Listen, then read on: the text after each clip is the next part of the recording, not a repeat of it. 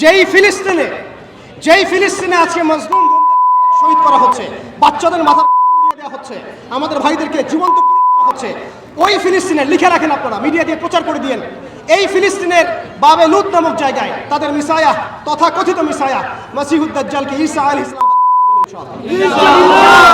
পৃথিবীর কোন শক্তি, কোন ন্যাটো, কোন ইউনাইটেড নেশনস, কোন ইউরোপিয়ান ইউনিয়ন, কোন IMF, কোন ওয়ার্ল্ড ব্যাংক, কোন সাম্রাজ্যবাদী শক্তি এই ভবিষ্যৎবাণীকে ঠেকাতে পারবে ইনশাআল্লাহ।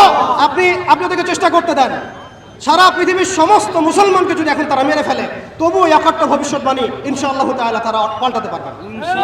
এটা আমাদের আশার জায়গা, এটাই হচ্ছে চূড়ান্ত বিজয়। এবং ঈসা আলাইহিস সালামের হাতে আগামী 40 বছর লিখে রাখেন আপনারা, এরপরের 40 বছর ওই বাইতুল মুকাদ্দাস থেকেই সারা বিশ্বে ইসলামী খিলাফা কায়েম হবে ইনশাআল্লাহ। যে খিলাফা শব্দটা এখন রাজনৈতিকভাবে আপনারা নিতে পারেন না, হজম করতে পারেন না। আমি জানি আপনারা জানেন না, অনেকেই এটা অজ্ঞতার কারণেও হতে পারে, তারা হয়তো জানেন না, আমরা জানাতে এসেছি। এই যে খিলাফা শব্দটা তারা নিতে পারে না, এই খিলাফাই হবে পৃথিবীর শেষ শাসন ইনশাআল্লাহ। এই খিলাফা দিয়ে বিশ্ব শুরু হয়েছিল, এই খিলাফা দিয়েই বিশ্ব শেষ হবে।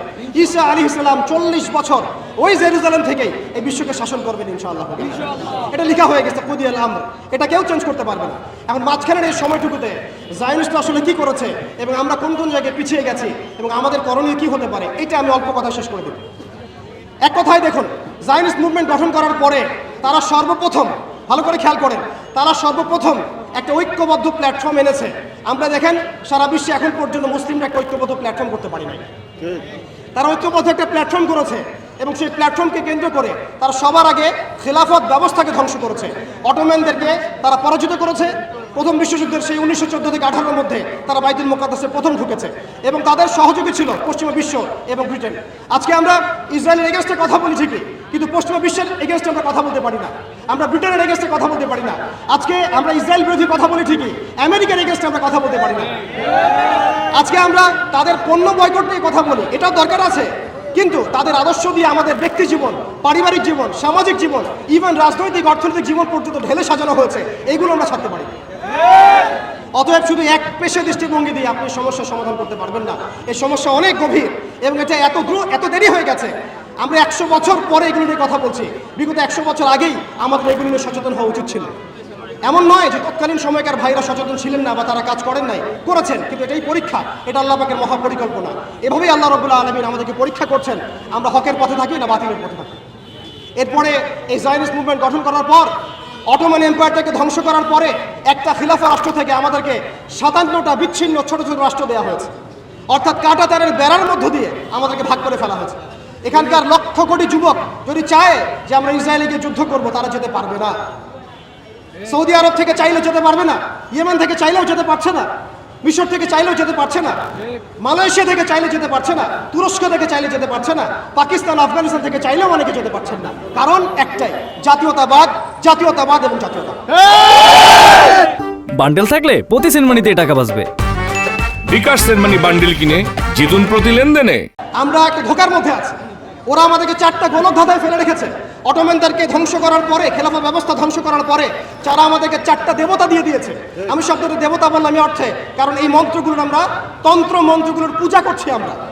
ওই আইয়ামে জাহিলিয়াতে যেমন ছিল লাত, উজ্জা, হুবল আর মানাত, সেই আইয়ামে জাহিলিয়াতে যেমন ছিল লাত, উজ্জা, হুবল আর মানাত, ঠিক এইভাবে খেলাফত ব্যবস্থা ধ্বংস করার পরে তারা আমাদেরকে প্রথম দিয়েছে জাতীয়তাবাদ, ন্যাশনালিজম। এর মধ্য দিয়ে আমাদেরকে বিভক্ত করে ফেলেছে তারা।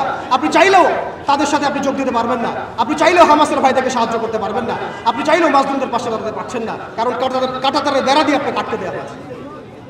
এরপরে ওরা আমাদেরকে গিলিয়ে দিয়েছে ধর্মনিরপেক্ষতাবাদ। এই মতবাদ দিয়ে মানুষকে ধর্মীয় জীবনে ইসলামের মধ্যে সীমাবদ্ধ করা হয়েছে। রাজনৈতিক জীবন, অর্থনৈতিক জীবন, সামাজিক জীবন, শিক্ষা এবং সংস্কৃতির মধ্য থেকে ইসলামকে বিদায় ঘটানো হয়েছে। এটা হচ্ছে একটা কুফরি মতবাদ, শিরকি মতবাদ।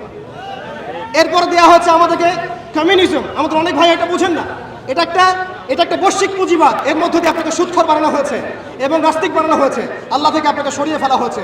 কালিমার পতাকা লা ইলাহা ইল্লাল্লাহ মুহাম্মাদুর রাসূলুল্লাহ থেকে আপনাকে সরায় দেওয়া হয়েছে। এরপরে আরেকটা মতবাদ দেওয়া হয়েছে তথাকথিত গণতন্ত্র। এই গোলকধাঁধায় আমরা অনেকে পড়ে গেছি। এই তথাকথিত গণতন্ত্রগুলো, ধর্মনিরপেক্ষতাবাদ, জাতীয়তাবাদ, এই কমিউনিজম, এই সমস্যার হাল আপনাকে কখনোই দিবে না। এরা আপনাকে একটা গোলকধাঁধায় ফেলে রাখবে। এরা আপনাকে 4তন্ত্রের পূজায় লিপ্ত রেখেছে এবং এর মধ্য দিয়ে আপনাদেরকে ইন্টারনালি তারা ব্যস্ত রেখেছে এক ভাই আরেক ভাইয়ের সাথে মারামারি করতে থাকবেন, একটা জাতিগত ঐক্য কখনো আপনি করতে পারবেন না। এই মন্ত্রগুলো দিয়ে আমাদেরকে বিভক্ত করে দেওয়ার পরে তারা ব্যাংকিং ব্যবস্থার নিয়ন্ত্রণ নিয়েছে ওয়ার্ল্ড ব্যাংকের মধ্য দিয়ে, IMF এর মধ্য দিয়ে, ইত্যাদি ব্যবস্থার মধ্য দিয়ে, ফেডারেল রিজার্ভ ব্যাংকের মধ্য দিয়ে। শুধু তাই নয়, তারা আমাদের গোল্ড কয়েন, গোল্ড দিনার, সিলভার দিরহামকে উঠিয়ে দিয়েছে, দিয়ে আমাদেরকে কাগজের টাকা দিয়েছে, যার মধ্যে ইন্ট্রেন্সিক কোনো ভ্যালু নাই। এটা অরিজিনাল কোনো সম্পত্তি না।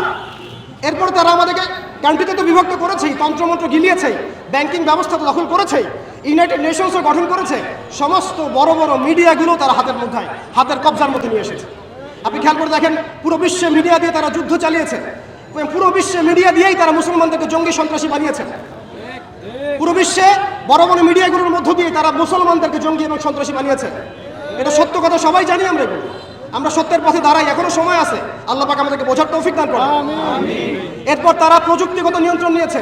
আপনি দেখেন, এই AI সিস্টেমের মধ্য দিয়ে ঘরে বসে কিবোর্ডের একটা ক্লিপের মধ্য দিয়ে দূর থেকে একটা মানুষকে বোম মেরে উড়িয়ে দিচ্ছে। আপনি এটাকে কিভাবে নিচ্ছেন? এরা প্রযুক্তিগত উৎকর্ষের দিকে এতদূর চলে গিয়েছে যে ঘরে বসে তারা যে কোনো মানুষকে হত্যা করার এখতিয়ার নিয়ে নিয়েছে। সমস্ত মুসলিমদের ডেটা, সমস্ত মুসলিমদের তথ্য, সমস্ত মুসলিম কান্ট্রির ইন্টারনাল যে অ্যাক্সেসগুলো, এই সমস্ত কিছু তাদের নখদর্পণে চলে আসছে শুধুমাত্র প্রযুক্তিগত উৎকর্ষের মধ্য দিয়ে। শুধু তাই নয়, ব্যাংকিং সিস্টেম, প্রযুক্তিগত উৎকর্ষ, মিডিয়া ছাড়াও তারা শিল্প, সংস্কৃতি এবং আদর্শগত দিক থেকে আমাদেরকে তাদের দাস বানিয়ে দিয়েছে। এইভাবে আস্তে আস্তে আস্তে আস্তে, একদিনে নয় ভাই, প্রিয় ভাইয়েরা, তাওহীদি জনতা, একদিন নয়, বিগত প্রায় 100 বছর তারা এইভাবে মুসলিমদেরকে দমন পীড়নের মধ্য দিয়ে, একটা বড় মাস্টার প্ল্যানের মধ্য দিয়ে শুধুমাত্র একটা কাজই করে যাচ্ছে, তারা মাসিহুদ দাজ্জালের আগমনের জন্য এই পবিত্র ভূমির জায়গাটাকে উন্মুক্ত করছে। এর বেশি আর কিচ্ছু না, এর বেশি আর কিচ্ছু না। আপনি যত কিছুই Milan, dot Milan, United Nations Milan, European union Milan, ওদের প্রযুক্তিগত উন্নয়ন মিলান, মানুষ চাঁদে যাচ্ছে, মঙ্গলে যাবে, ঠিক আছে, গণতন্ত্র কায়েম হবে, ইত্যাদি ইত্যাদি, ইলেকশন হবে, যা কিছু আপনি মিলান, আখিরুজ জামানের কনক্লুশন এখানে গিয়ে মিলবে। অতএব আমাদের সবাইকে আমাদের ভিতরের চোখটাকে উন্মুক্ত করতে হবে।